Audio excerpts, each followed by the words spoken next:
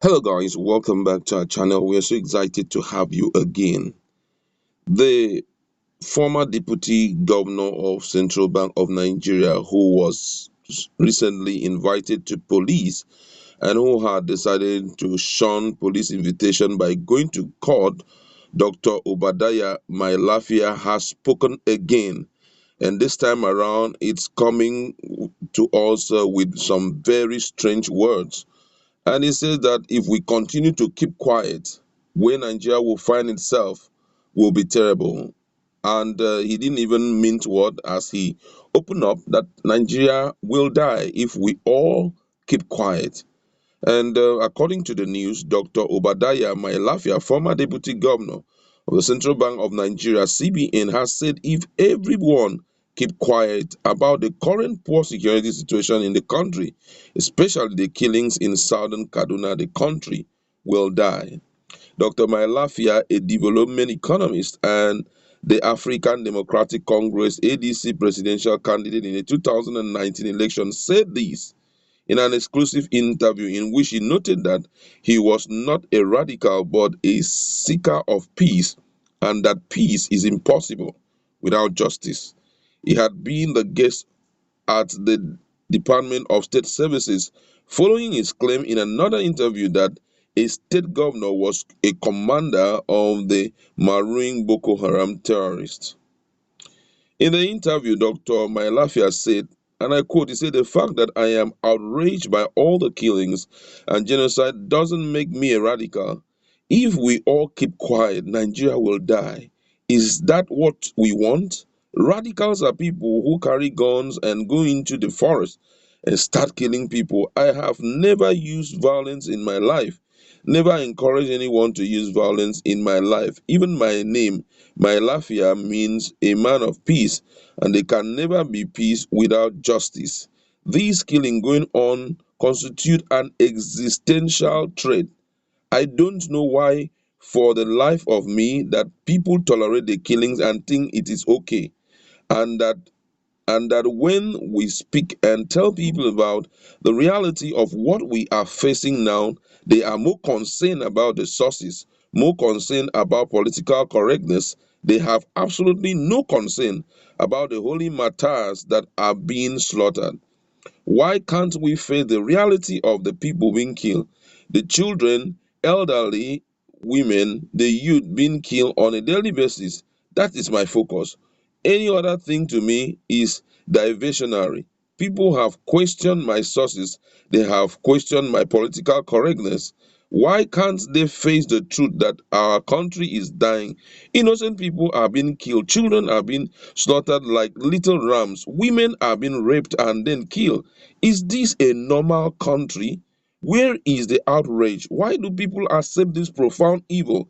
This curse on this land, I reject it with the very fiber of my soul. So I will never tone down. I will only tone down when the killing stop. No religion, no culture, and civilization tolerates the killing of innocent people. To say that the killing is abhorrent, the genocide is abhorrent, is a very simple maxim of universal morality.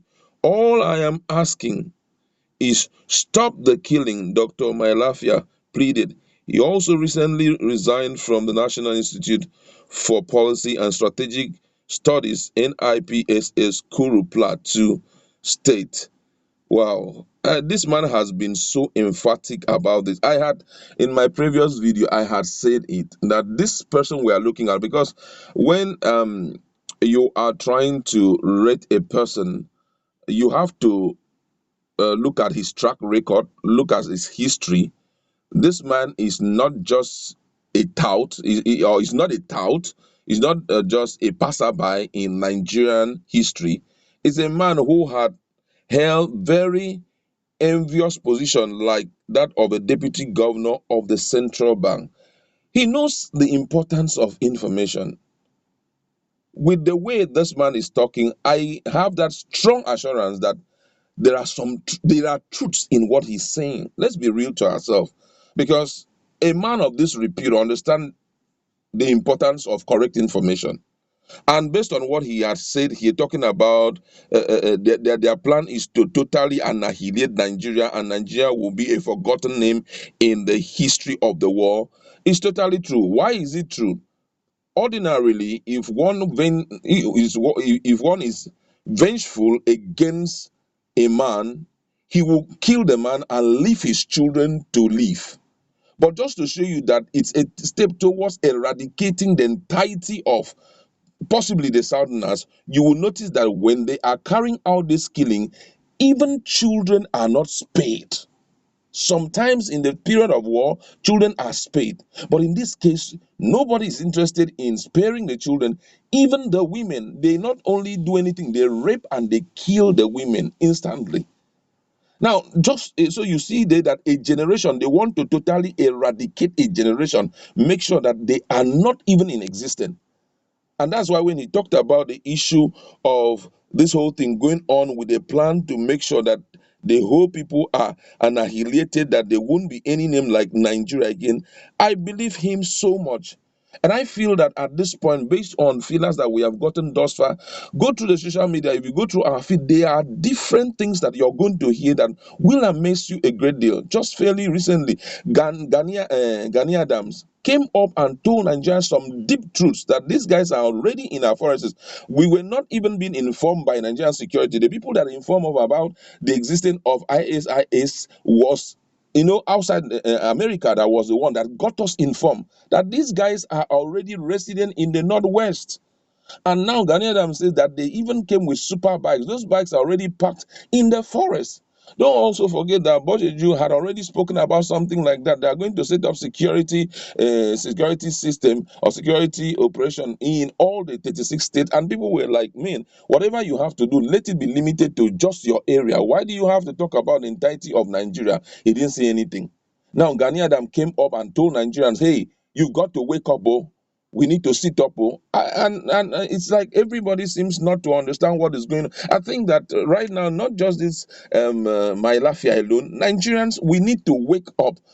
Don't also forget that even the former president of Nigeria, Olusegun Obasanjo, make a demand that the youth, during the International Youth Day, that the youth needs to take power from the old, because there is possibly, I believe there's an agenda he has seen, which at his old age he can't do anything about it, but he's throwing it at the youth, that the youths need to do something. Now and again, Mailafia, a man who is under interrogation, whom most people had feared that he would never speak out again, he has decided again to bolden up, to call Vanguard newspaper and said, hey, this is what is currently ongoing. You guys, this is, if we don't make any attempt of seeing how we can stop the consistent killing that is continuing in this country, then we may not have a country like Nigeria.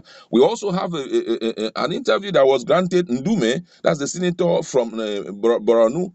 And the man came up also and told Nigerians, hey, that he can't even visit his hometown. That he mentioned a day, I think 3 days ago, that about 75 people were killed.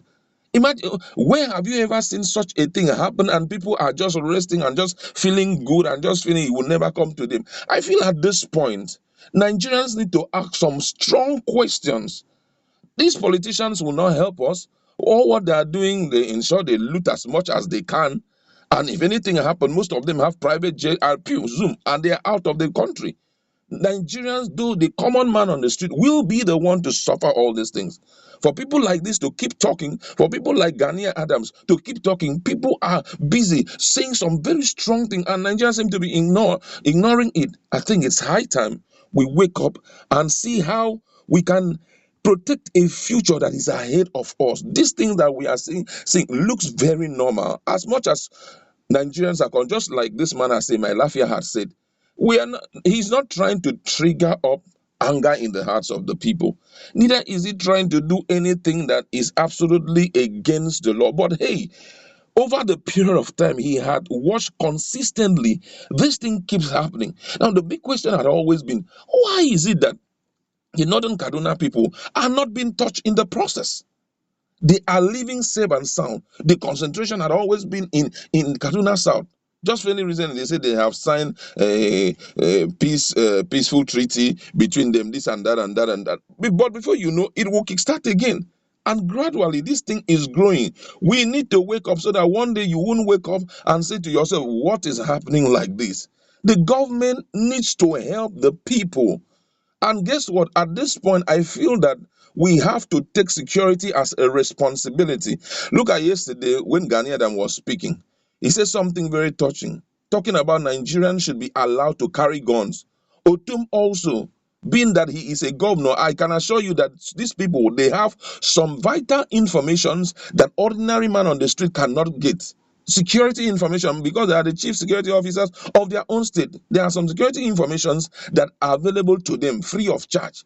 They are now telling Nigerians, now that this administration had failed in securing the lives and property of the people, that responsible Nigerians should be given that chance to carry a gun so that they can protect their life and they will not always be at the mercies of this so-called Fulani headsmen, terrorists, and all of that.